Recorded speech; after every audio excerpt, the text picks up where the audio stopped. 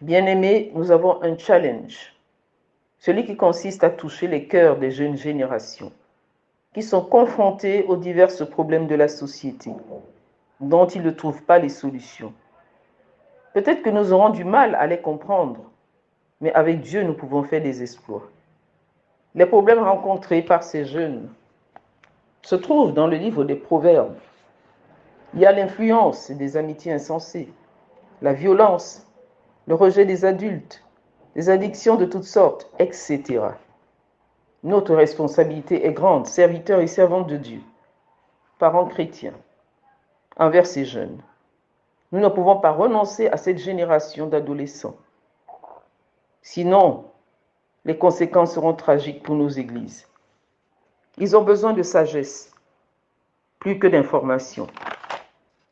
Les enfants de chrétiens connaissent plus les mentalités qui sont à la mode sur Instagram que la façon dont Jésus a parlé de ces mentalités. Ces jeunes ont besoin d'espoir, plus que de confrontation. Plutôt que de considérer que les générations précédentes sont supérieures aux plus jeunes,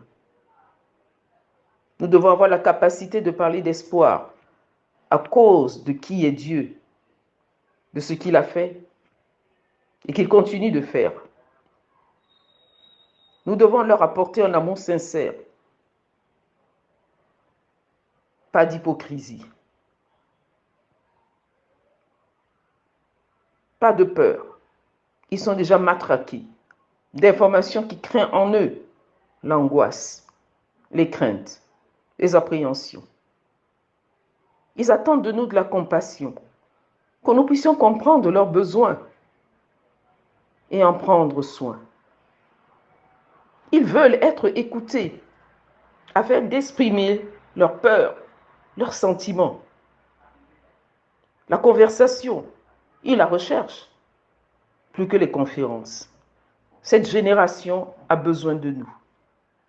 Allons vers eux, prions pour eux, encourageons-les et apportons-leur des solutions.